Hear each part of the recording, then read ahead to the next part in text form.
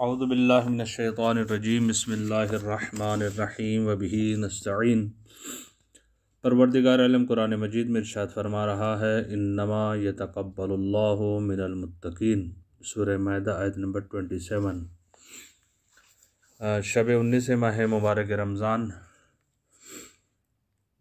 हमारा मौजू जो चल रहा है उन जवान और हमारे माशरे के अनवान से, क्योंकि यह अय्याम मौला कायनात अली इब्न अबी तालिब अलैहिस्सलातु वस्सलाम है, तो इसलिए सोचा कि 3 दिन मौला कायनात के मुतालिक, उनकी सीरत के मुतालिक, उनके अक़वाल से कुछ चीज़ें जो हम हासिल कर सकते हैं उनको बयान किया जाए।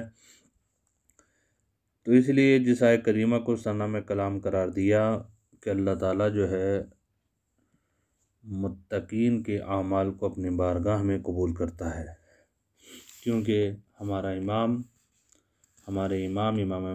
इमामुल मुत्तकीन अली इब्न अबी तालिब अलैहिस्सलातु वस्सलाम है।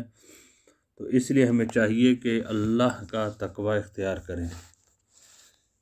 इसलिए मौला कायनात का मकतूब नंबर मौजूद है 47 के, जिसमें मौला कायनात फरमाते हैं, ऊसीकुमा व जमीआ वलदी व अहली व मन बलगहु किताबी बितक़वल्लाहि व नज़्म अम्रिकुम। मौला फरमाते इमाम हसन मुज्तबा और इमाम हुसैन अलैहिस्सलातु वस्सलाम को वसीयत करते हुए कि मैं तुम दोनों को और तमाम अहल व अयाल को और जिसके पास मेरा ये पैगाम पहुँचे उनको ये वसीयत करता हूँ कि अल्लाह का तक़वा इख्तियार करें और अपने उमूर में नज़्म को बरकरार रखें। अज़ीज़ान गिरामी, ये 2 चीज़ें तक़वा और नज़्म, ये दर हकीकत अगर देखा जाए तो ये लाजिम और मलज़ूम है, यानी दोनों ज़रूरी हैं। और नज़्म कहते किसको हैं? नज़्म कहा जाता है हर चीज़ को उसकी हकीकी जगह पर रखना। ये कहलाता है कि ये नज़्म है। यानी टोपी को सर पर रखिए और जुराब को पैर में पहनिए, ये क्या है? ये नज़्म है। और तक़वा क्या है? तक़वे के लिए अगर मैं, क्योंकि हमारा इमामुल मुत्तकीन है, तक़वा किसे कहते हैं? अहले लुग़त ने जो तारीफ़ की है तक़वे की, अहले लुग़त ये कहते हैं कि हिफ्ज़ुन नफ्स मिम्मा युज़ीहि व यज़ुर्रुह, कि तक़वा क्या है? नफ्स का बचाना है। किससे? मिम्मा युज़ीहि व यज़ुर्रुह, हर उस चीज़ से जो नफ्स की अज़ियत का सबब बने या उसके ज़रर का सबब बने। बस जो चीज़ भी हमारे नफ्स को नुकसान पहुँचा रही है, अगर हम इससे परहेज़ कर लें, इससे बच लें, अपने नफ्स को बचा लें उस चीज़ से, तो कहा जाएगा कि यह शख्स मुत्तकी और परहेज़गार है।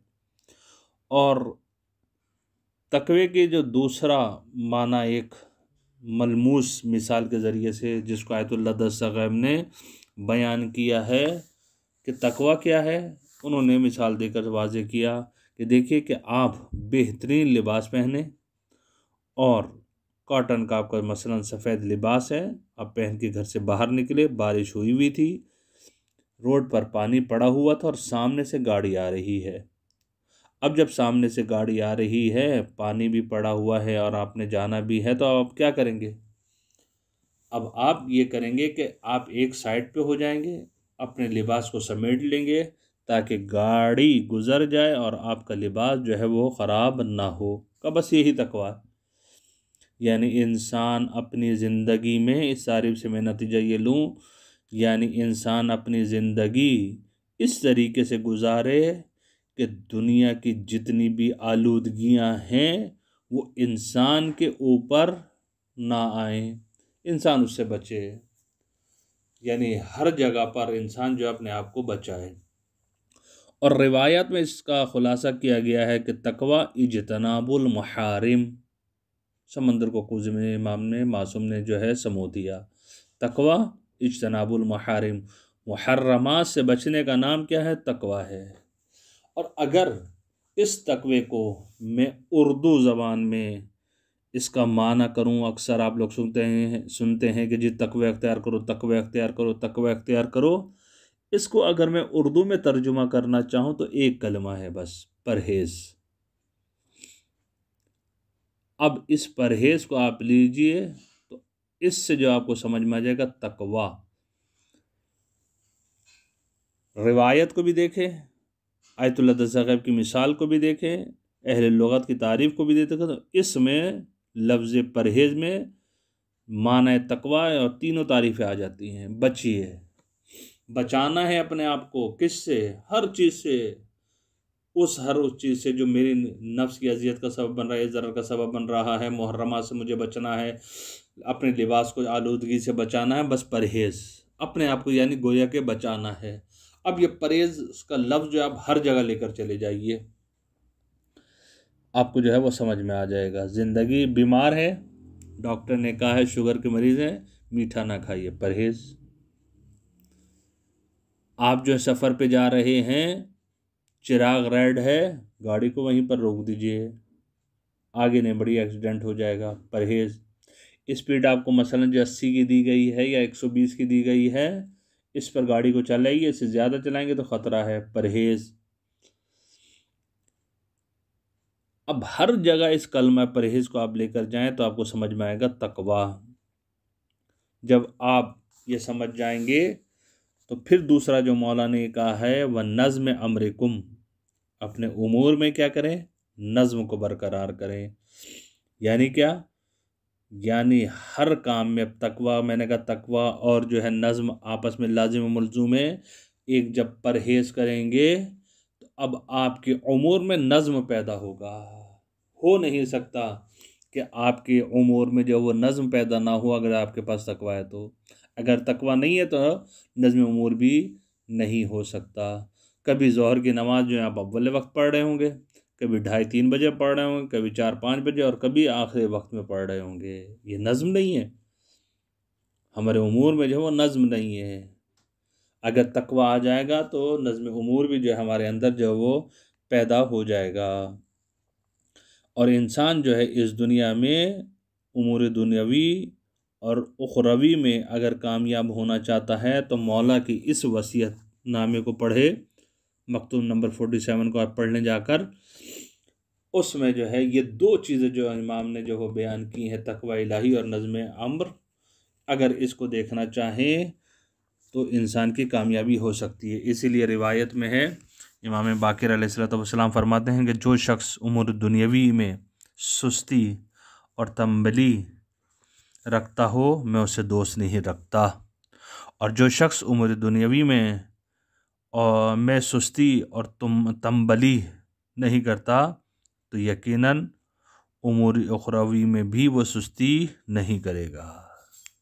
और यकीनन हम लोग जो हैं जन्नत में जाना चाहते हैं और चाहते हैं कि जन्नत जब वो हमें मिल जाए तो जन्नत भी उज़्लिफ़तिल जन्नतु लिलमुत्तक़ीन, जन्नत भी जो है जो सजाई गई है वो मुत्तकीन के लिए ही सजाई गई है। और कुरान कह रहा है कामयाब कौन है? इन्नल मुत्तकीना मफ़ाज़ा, मुत्तकीन ही अफराद जो हैं वो कामयाब व कामरान हैं। और परवरदिगार आलम भी मुत्तकीन के साथ है। इन्नल्लाहा मअल मुत्तकीन, अल्लाह ताला जो है मुत्तकीन के साथ है। तो अगर हम इस चीज़ को ले लें, तकवा इलाही को ले लें, तो यकीनन हम कामयाब हैं, यकीनन अल्लाह हमारे आमाल को जो वो कबूल करेगा, जन्नत हमारे लिए है, अल्लाह हमारे साथ है। तो अब इस तकवे को इख्तियार करें ताकि दुनिया में और आखिरत में जो हम कामयाब हो सकें। यहाँ पर एक और चीज़ को जो है वो वाज़े करता चला जाऊँ कि हम जो काम करते हैं इस आयत को जहन में रखकर, इन्नमा यतक़ब्बलुल्लाहु मिनल मुत्तक़ीन, कि अगर तकवा होगा तो हमारे अमाल जो हैं वो कबूल होंगे। हमारे यहाँ मशहूर एक आयत पढ़ी जाती है, मन जाअ बिल हसना फलहु अशरु अमसालिहा। यह आयत अक्सर व बेशतर आप लोग सुनते होंगे, जो एक नेकी करो तो 10 मिलेंगे। ऐसा नहीं है कि एक नेकी करो तो 10 मिलेंगे, ऐसा बिल्कुल भी नहीं है, बल्कि एक नेकी लेकर आओ तो तुमको 10 मिलेंगे। यानी क्या? यानी ये नेकी परवरदिगार आलम की बारगाह में नेकी शुमार हो तो फिर आपको जो है वो 10 नेकियां जो मिलेंगी। इसके लिए मैं वाक़या आज करता चलूँ ताकि मेरी बात जो वाज़े हो जाए। छठे इमाम जाफ़र सादिक अलैहिस्सलातु वस्सलाम के ज़माने का वाक़या है।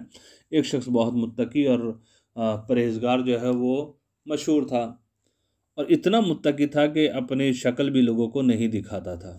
ये बात इमाम को पता चली और इमाम ने ताज्जुब किया कि हमसे बढ़ के भी कोई मुत्तकी और परहेज़गार है। जी मौला, एक शख्स है जो अपनी शक्ल भी नहीं दिखाता, लोगों को भगाता है। बहरहाल कहते हैं मौला एक जगह से गुजर रहे थे, काफ़ी रश लगा हुआ था। मौला ने पूछा ये कौन? कहा मौला ये वही मुत्तकी शख्स है और लोगों को अपने पास से हटा रहा है। मौला थोड़ा आगे बढ़े, देखे वाकई नहीं चेहरे पे नकाब लगाए हुए है और लोगों को हटा रहा है। बहरहाल जब लोग हटे और ये चला अपने घर की तरफ, तो मौला इसके पीछे चल पड़े। क्या देखा मौला ने? मौला ने ये देखा कि एक तंदूर वाला रोटी लगा रहा है तंदूर पे और रख रहा है। उसकी नज़र थोड़ी सी इधर उधर हुई। इस बंदे ने क्या किया, जो मुत्तकी मशहूर था, इसने 2 रोटियां वहाँ से चोरी कर ली। अब जब वहाँ से 2 रोटियां चोरी की, इमाम को ताज्जुब हुआ कि भाई ये तो मुत्तकी और चोर और तकवा साजगार नहीं रखता आपस में। बहरहाल इमाम खामोश रहे। ये थोड़ा सा आगे बढ़ा।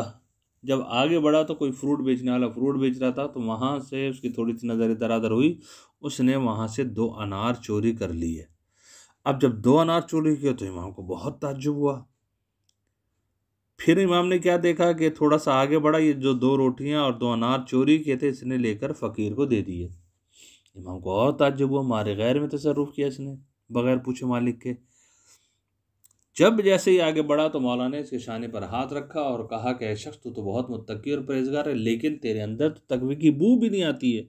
कोसों दूर है तुझसे तकवा। तो क्या मतलब? कौन सी ऐसी चीज़ है जो मेरे तकवे के मुनाफी है? इमाम ने कहा कि देखो तुमने 2 रोटियां वहाँ से चोरी, 2 अनार यहाँ से चोरी की, फिर उसके बाद ये चारों जो हैं तुमने फ़कीर को दे दिए। तो एक मरतबा कहता है शायद आपने कुरान नहीं पढ़ा, अस्तग़फ़िरुल्लाह रब्बी व अतूबु इलैह, इमाम को कह रहा है। इमाम ने कहा कि कौन सी ऐसी आयत है जिसकी तफसीर मैं नहीं जानता कुरान की? कहा आप हैं कौन? कहा मुझे नहीं पहचाने, मैं जाफ़र इब्न मोहम्मद हूँ। अल्लाहुम्मा सल्लि अला मुहम्मद व आले मुहम्मद।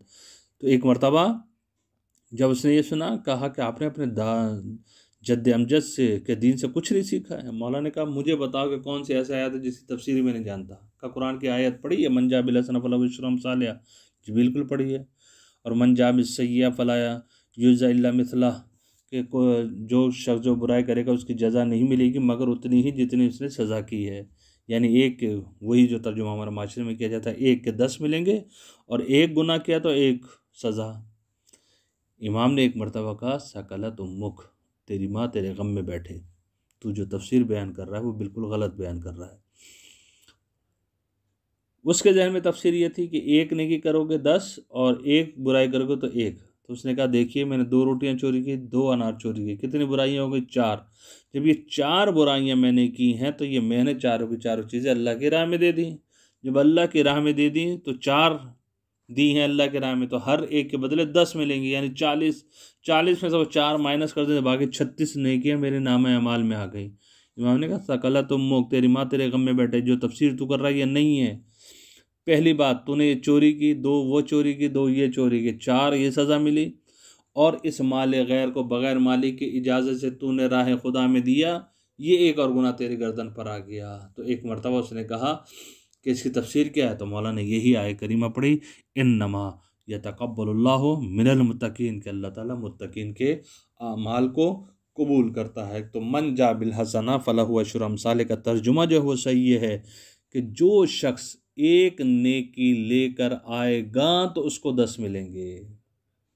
और ये नेकी उसी वक्त होगी कि जब इस नेकी में विलायत अहले बैत अलैहिस्सलाम की मोहब्बत होगी। अगर विलायत अहले बैत अलैहिस्सलाम के बग़ैर, विलायत अली इब्न अबी तालिब अलैहिस्सलाम के बग़ैर कोई अमाल अंजाम दिया जाएगा तो वह अल्लाह की बारगाह में कबूल नहीं किया जाएगा।